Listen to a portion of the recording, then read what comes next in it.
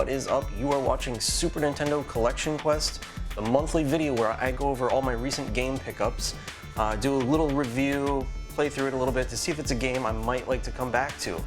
And you'll have a chance to win a free game for the system of your choice every month.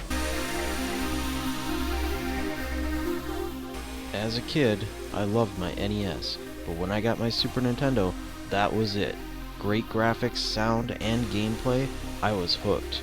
Some of my fondest gaming memories are from playing some of the greatest RPG, adventure, action platform, and multiplayer games on the SNES. It is my goal to own every North American Super Nintendo game released. So, follow me on my quest to Super Nintendo completion.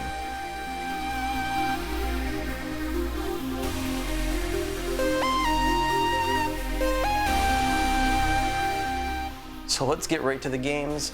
For the month of April, I picked up number 560, Genghis Khan II.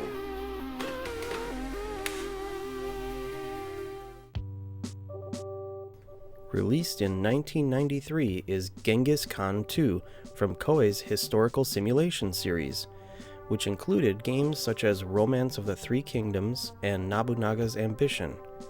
Khan II was well received by fans of the series and was eventually ported to many other PC and console platforms. The game does have a save and load feature so you can record and resume your progress. It's a pretty in-depth strategy game from what I can tell so far, and I'm going to have to really learn how to play this game later when I can afford it a bit more time.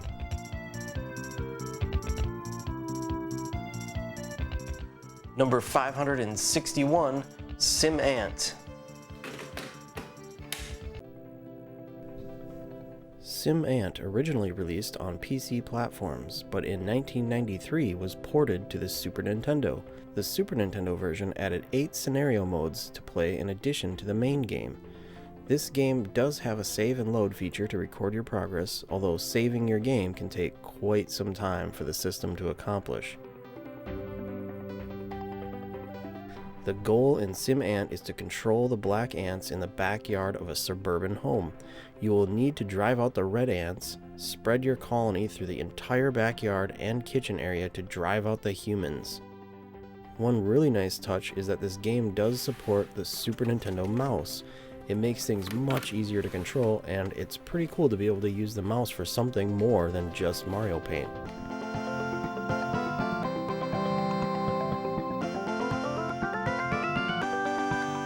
Number 562, BlaZeon.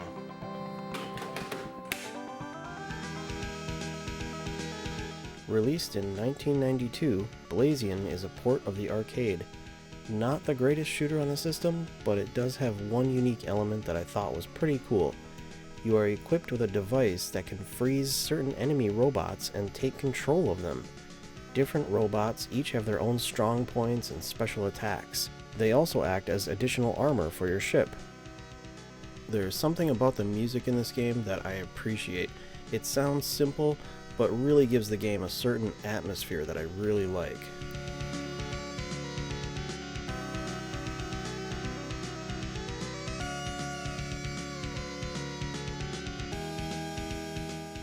Unfortunately, this game has been stripped down a bit when ported from the arcade. The Super Nintendo version no longer has 2-player co-op. The opening animation has been removed, many enemies have been cut, and various changes to the levels as well. All in all, it's an alright single-player shooter on the system.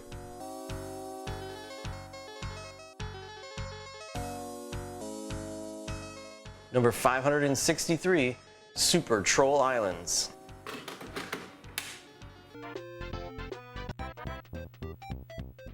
I hate troll dolls. I just had to get that off my chest. I'm so glad they are not a thing anymore. They are disturbing. This game, however, is refreshing. Your character moves very quickly, and the goal is to basically add the color back into the stage by walking and climbing all over everything. You'll also need to evade or attack enemies by picking up and throwing things at them. My immediate impression from this game was it looks and feels like an Amiga game, and that's certainly not a bad thing. When you die, you'll continue as one of the other trolls until they are extinct. How sad for them. Overall, it's a pretty simple game. I'm not sure if there's enough game here to keep the player engaged for very long though. That being said, it's not a bad game and I can see myself coming back to it again.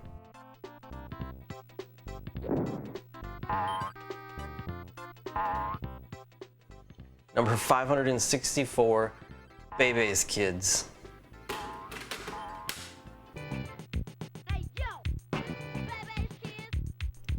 What started out as a horrible animated movie makes an even worse game. Bebe's Kids is complete garbage. Terrible play control, terrible theme, terrible kids. So when we start the game, we can choose between one of two little shits to play as. First, they try to tell us to obey the rules while in Funland, so of course we're just gonna beat up security guards and mascots, because apparently that's all they have in Funland. Lots and lots of security guards and mascots.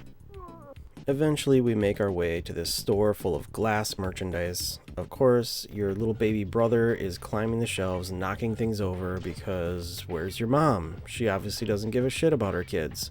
So it's our job to break the glassware before this other guy can catch it. It took me a while to even figure out what you're supposed to do here because the hit detection and play control suck so bad. When we get done destroying this nice store, it's back to more Funland. This time there are no mascots to beat up, just lots more security guards and some dogs, which of course you'll be killing. This game is shit. Number 565, I played this in the first group play video, Packy and Marlon. Diabetic elephants go to a diabetes camp only to find rodents have run off with their food and diabetes supplies. It's up to Packy and Marlon to manage their blood glucose levels, eat the right foods, and defeat rodents, ghosts, and rodent squids. Along the way, you'll be quizzed on your knowledge of diabetes. The game was designed to help educate children with diabetes on proper self-care behavior. Unfortunately, the play control in this game is horrible. Hit detection feels a bit off, movement is clunky, and there's no clear indicator that you are dealing damage to anything. Number 566, Frogger.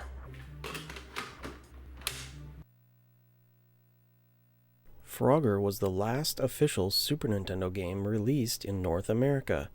Released in 1998, you'd expect to see the Super Nintendo being pushed to its full potential. Due to lazy development, we actually have a worse game than the original 1981 Frogger game.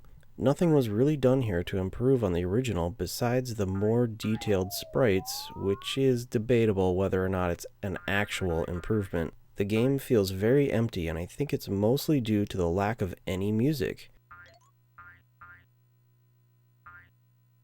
They could have at least used the simple, light-hearted tunes that played in the original game. At its core, it's a very basic Frogger game, which is good. At least they didn't try to reinvent the wheel here.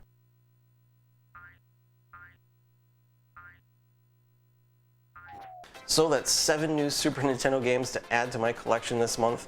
I've got a little over 160 more to go, so I'm getting there slowly but surely. If you're interested to see my up-to-date list of Super Nintendo games, I've put a link in the description below. You can check that out just in case you're curious. So on to the game giveaway. This month's winner for the random free game is 323 Gonzalez. Congratulations. Send me a private message letting me know which address you'd like the game sent to, and let me know which system you'd like the random game for. If you'd like to enter next month's game giveaway, all you have to do is be subscribed, like the video, and leave a comment below. The comment can be about anything. Anyway, that is it. I will see you guys later. Thanks for watching.